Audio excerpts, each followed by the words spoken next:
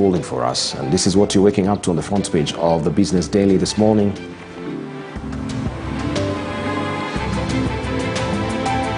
Coming up shortly, Business Daily.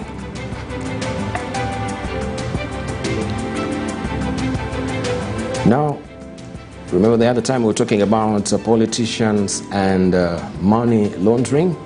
There was one guy who was stopped by the custom officers at JKA regarding some wad of cash, millions of cash that actually he could not really account for. But the story seems to go on and on. This is what is on the front page of the Business Daily this morning. Politician, 2 Nigerians linked to frozen 5.6 billion shillings. That is what we have as a splash there. State freezes billions of shillings in equity, and UBA Bank on money laundering suspicions. 2 Nigerians suspected to enjoy the backing of a powerful Kenyan politician, and 2 Kenyans have been linked to 5.6 billion shillings frozen in 6 bank accounts of alleged money laundering.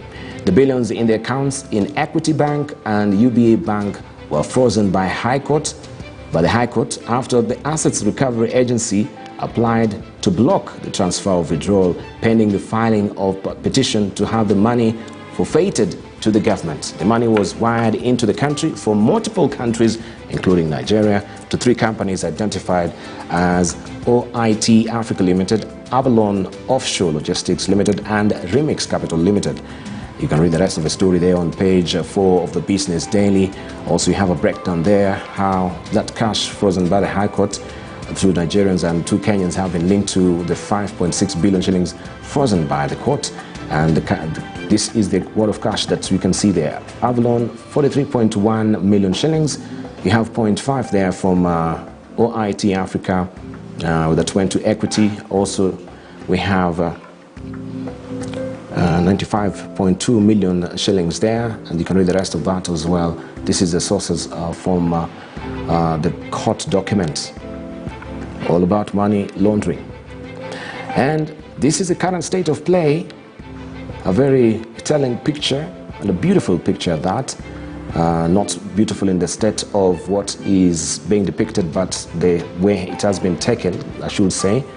And we can see women and children waiting for their turn to draw water from a well along a dry riverbed at Nambugusai village in Marsabit County on Sunday. The residents used the raw water for drinking and cooking, putting their health at risk. This is a very telling picture there on the front page of the Business Daily. And US says IMF stopped Kenya economic meltdown. The US government has revealed that emergency loans from the International Monetary Fund cushioned Kenya's economy from near collapse amid protest from Kenyans of the mounting public debt. You can read the rest of the story on page 4 of the Business Daily. Let's see what Taifa Leo is holding for us lastly, and we buckle down to a discussion with